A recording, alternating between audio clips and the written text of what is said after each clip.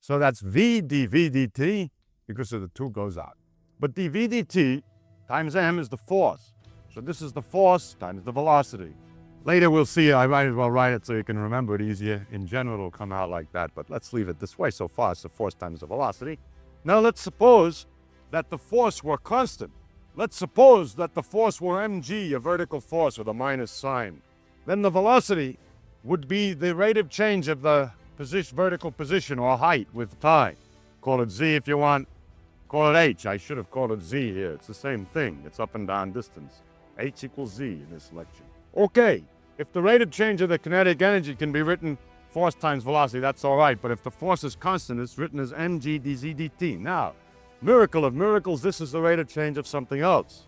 This is the time rate of change of mg z, or h, as you can see right away.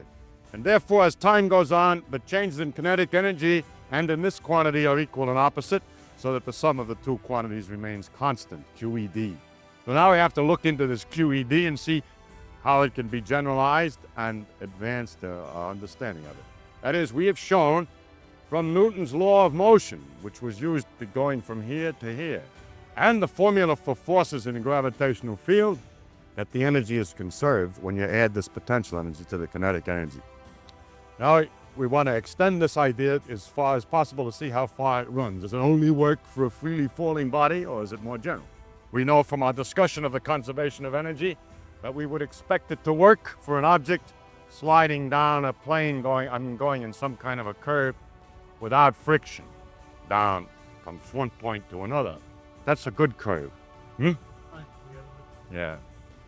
Now, this curve, the object comes to a certain depth here, say it comes down to a distance h from the original height, then again, the same formula should be right, but now the velocity is in some other direction. I've taken it too good. It's on slope 0 here. Let's take the slope to be something. The velocity is going in some other direction, and we'd like to understand now why the law is still correct. So we follow out the same analysis, finding the rate of change with respect to time of the kinetic energy. This will again be, if we take the magnitude of the velocity in this direction, it'll be mv dv dt. But, and m dv dt is the rate of change of the magnitude of velocity. That's the force in this direction, the tangential force. So this is the tangential force on this thing times the velocity. Now it looks like it's going to be complicated because the velocity is the rate of change of distance this way. So let's keep track of that. It's the tangential force times the rate of change of the distance along the track times time. But notice something, that the tangential force is not mg, it's weaker by a certain ratio. And that ratio is the ratio of the distance ds along the path to the vertical distance dh from one point to the other. In other words, this F tangential is mg times the sine of some angle in there times ds dt. But this angle is the rate of change of the height with the distance s. And the ds's cancel, and we get mg dh dt again, which is equal to the rate of change of mgh, as before. So we'll have to look into this thing more deeply in order to understand exactly how the thing works in general. So this is to introduce the problem, and now we want to discuss a number of concepts to help to analyze it. First, then, we'll discuss the question of the rate of change of kinetic energy in general in 3 dimensions. And the kinetic energy in 3 dimensions is m over 2 vx squared plus vy squared plus dz squared. And when you differentiate that with respect to time, then you get 3 terrifying terms. M vx dv sub x dt plus peep, peep, peep, peep. You know what to write in there. Y and z. But m dv sub x dt is force in the x direction acting on the object. And you can maybe do this with vector analysis right away, but suppose you couldn't. Times vx here. Then, of course, the other 3 terms are fy, vy, and plus fc, vz, and that's f dot v. For those who'd like to derive this fast, first prove the following fact, that if a and b are 2 vectors, which both may depend upon the time, then the derivative of a dot b is in general a times the derivative of b plus the derivative of A dot B. And you can then use this thing in the form V dot V. V dot V, you can then differentiate. Anyhow, you come out here. Now, because these concepts of kinetic energy and energy in general are so important, various names have been given to the important terms in the equation. mv squared over 2 is called kinetic energy.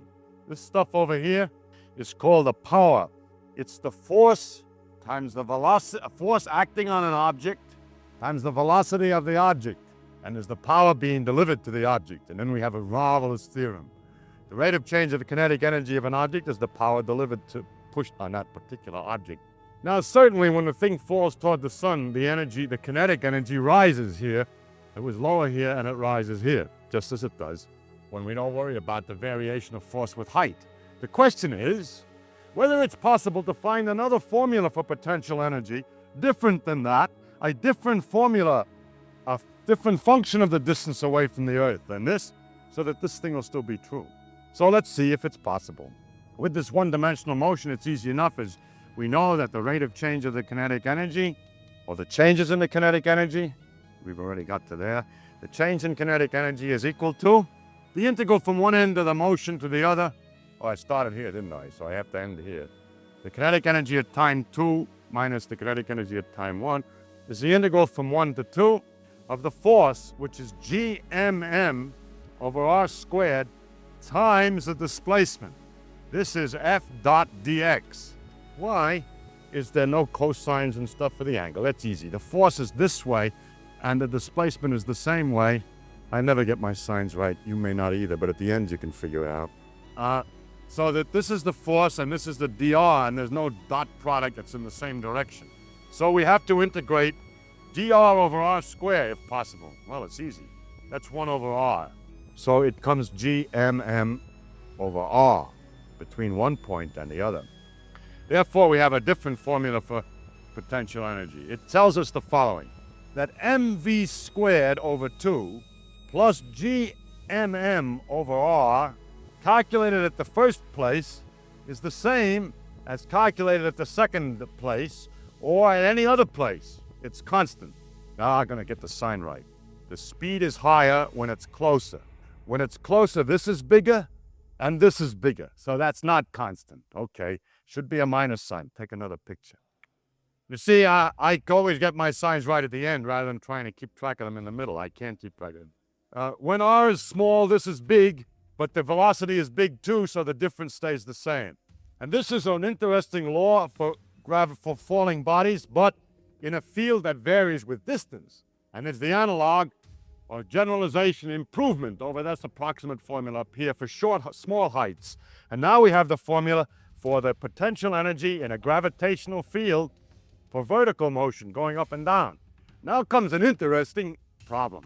Can't we make perpetual motion in a gravitational field?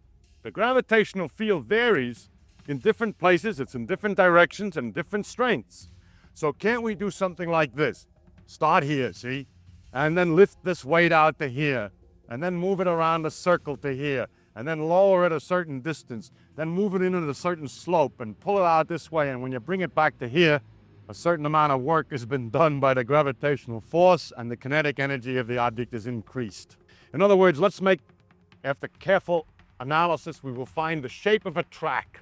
I make a track, perfectly designed. We have the studied gravity so carefully. This is a track in which a ball is to roll.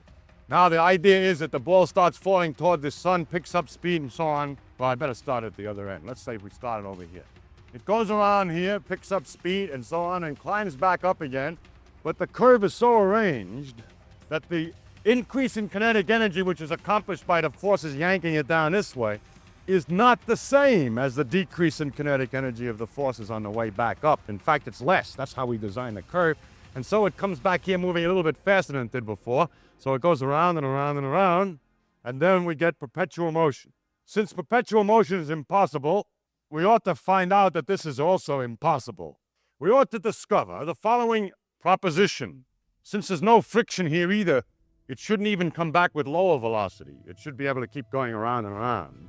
So that, in fact, that's an assumption, that it keep going around and around. And that would mean that the integral of f dot dx taken around the closed path. Look, not a pretty picture. Put a little O on there, you see. That means an integral all around a complete closed path would be the total work done in going around the complete cycle, and this should be 0 for gravity forces.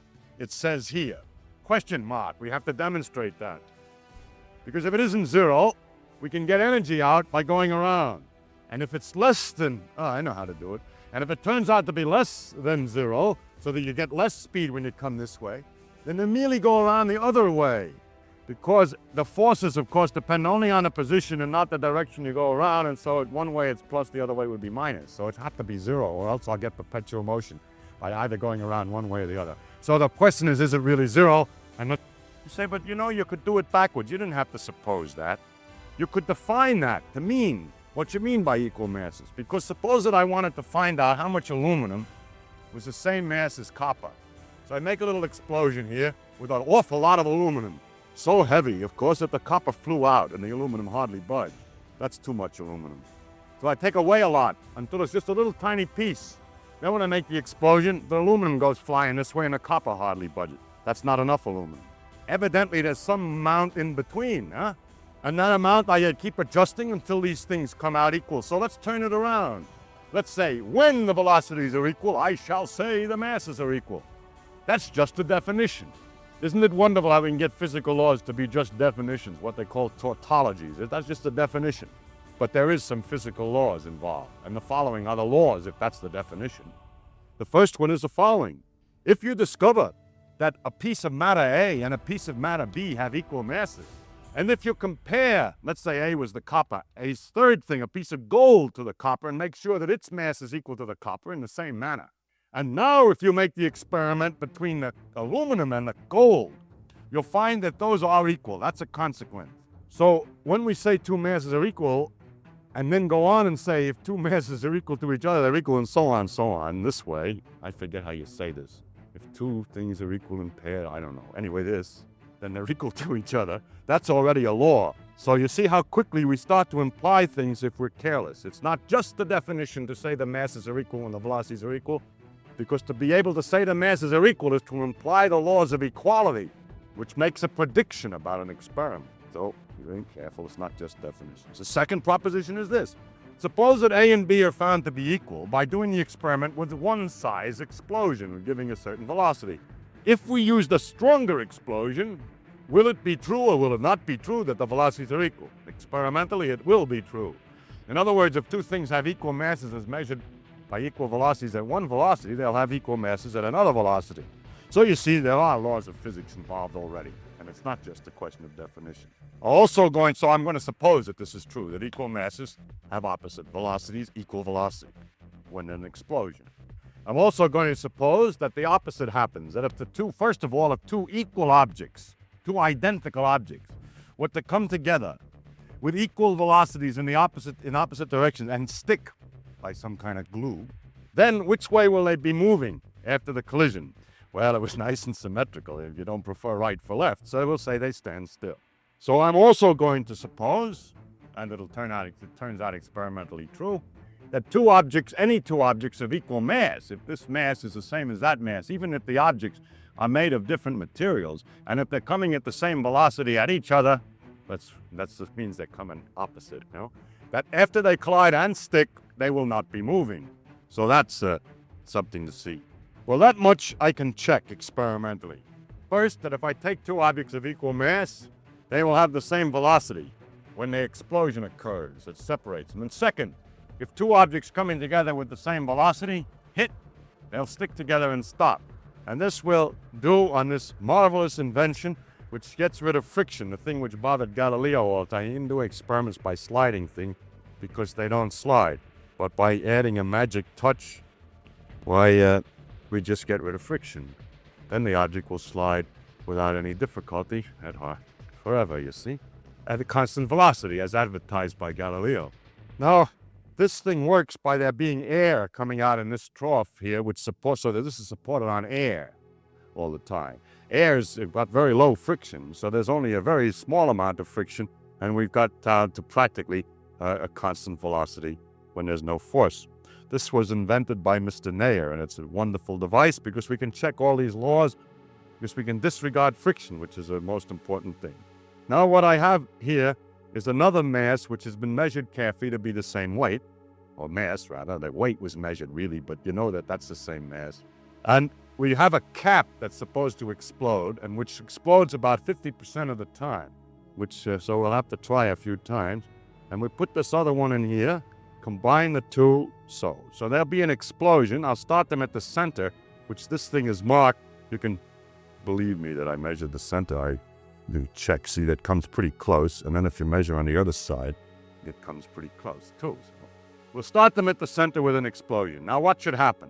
If the velocities are equal, the first thing that happens is when they fly apart, they should come down to the ends at the same time. So if you're all very quiet at the moment, you'll hear click, click, very close together. Maybe so close that you can't tell. It depends on how lucky we are, meaning that they do arrive at the end at the same time. On the other hand, they're going to bounce back.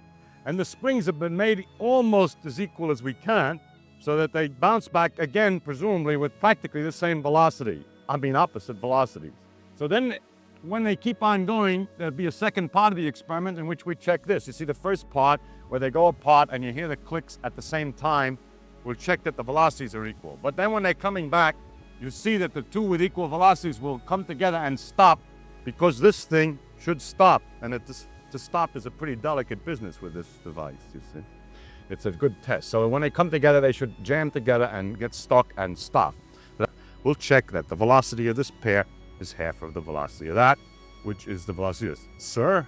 They won't come back to the same point because there'll be problems. Yeah. Well, that's all right. We don't worry about coming back. You just listen to the clicks. Pretty good. Huh? Pretty good. So that checks this. And now I got my lecture in the wrong order. After I did this, I was supposed to make this argument, which is now even clearer, because this is practically the experiment that we did. So this tells us that when we have an explosion between m and 2m, one goes at v and one goes at v over 2. Now, the next question might be this. You see, your question is, can you figure out, see how good you are, you see? Can we figure out if this one, well, first of all, if this is moving this way with velocity v, and this is moving this way with velocity v over 2, we'll suppose that they'll stick. If they stick, they'll stop. So that tells us this, that a mass 3m would be 0 if these two. So we have this rule also, okay? Now what I would like to see, if you can figure out, is what would happen if a mass m were to be moving with velocity v, say, and hit another mass 2m at rest. How do you do those? It's always very easy. If you want mass 2m at rest, then you simply watch this collision here, which we've just worked out, in a car moving this way, getting boring at while, with a velocity v over 2. So looked at in a car with velocity v over 2, the velocities are as follows. This one is v plus v over 2, which is 3v over 2. This one is v over 2 minus v over 2, which is 0, as desired. This one, which was 0 before, is now going to look like it's passing us at v over 2. And thus we have the answer. I mean, just the ratio is 3 to 1. If you change the definition of v to v is equal to 2/3 of u, then this would be u, and this would be a third u. Which means that if an object comes with mass m and collides with a stationary one of mass 2m, then the whole thing goes off, stuck together with a velocity 1/3 as much. And the general rule, again, is that if you multiply the masses by the velocities, mu plus 0 equals 3m times a third u. So it's always working out. And that's how we see we're gradually building up the theorem of the conservation of momentum piece by piece. Well, that's all right, but you still got 1 against 2, 1 against 3. What about 2 against 3? Well, consider the following object, that the mass 2 is built of 2 parts, each of mass m, which will later stick together.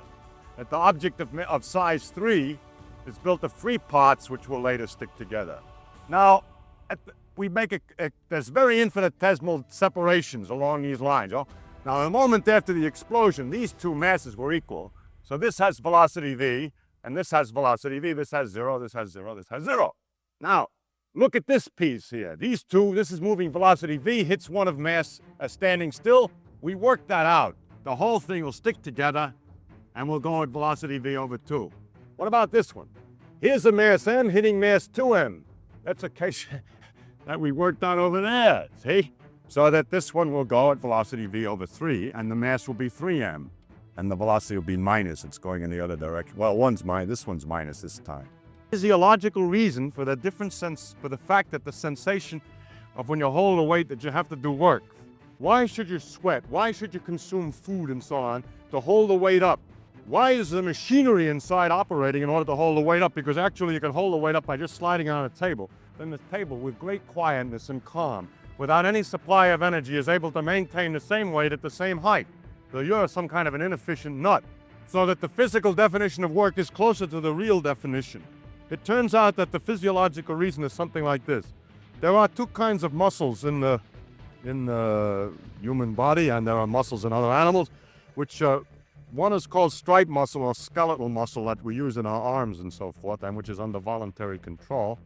The other in us, which is called smooth muscle, like the muscle in the intestines, and then to give another example, is the great adductor muscle in the clam that closes the shells. Those muscles work very slowly, but they can hold a set. That is to say, if the clam tries to close its shell to a certain position, it'll hold that position even though there's a very great force, like if you jam something in or hold a great weight against it, it'll hold it for hours and hours and hours and hours without getting tired at all. Because it's very much like a table holding up a weight.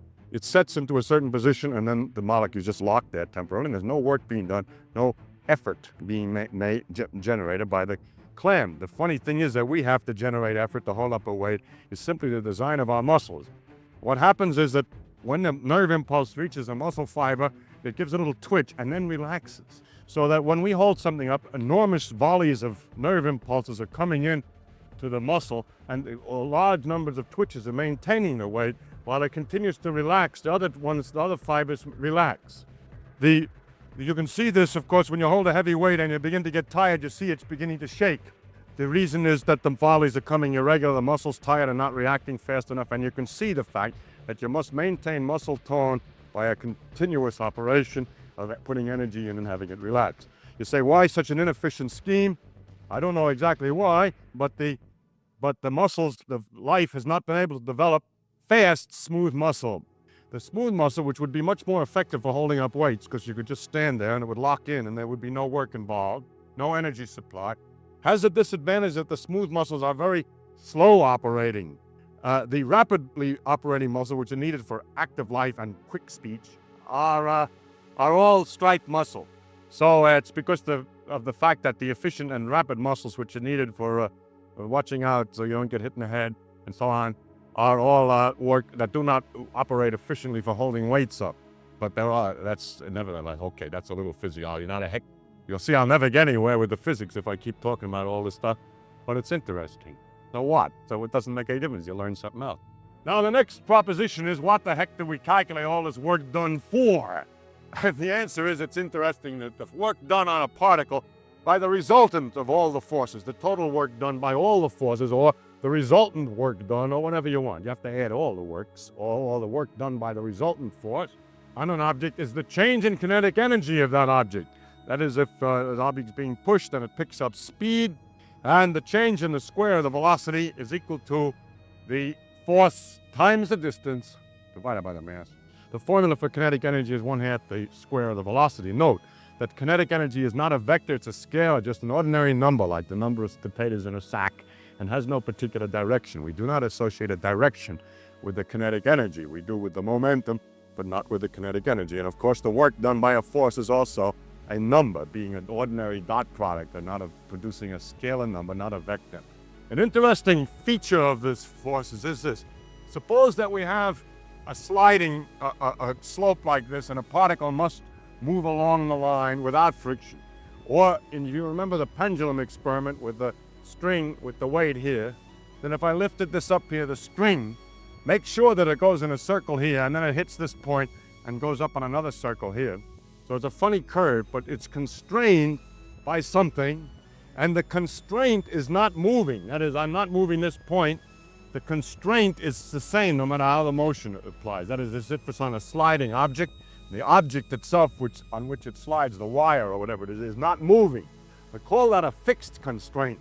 And in motion with a fixed constraint, no work is done by the constraint, because the forces of this constraint, like the string, or the resistive force of the the slope are all at right angles to the slope, provided there's no friction. In other words, provided that the forces are normal to the constraint. So if the forces are normal to a constraint, they're normal to a constraint. And therefore, the work done by the constraint is zero. But in these ideal constraints, the frictionless sliding slots and so forth, no work is done by the constraint. If no work is done by the constraint forces, then although as we come down this slope here, the forces are quite complicated. There's a constraint force and a gravitational force and so on. And in order to use this theorem, I should calculate the work done by the resultant force. It is nevertheless true that if I make the calculation using only the gravity force, which is rather strange because it's not the right way to do it, you should use the resultant force. Nevertheless, the work done by the gravity force in such a problem will turn out to be the change in the kinetic energy, because the work done by the constraint part of the force is zero. And here's the important feature. If a force can be analyzed as the sum of two pieces or more,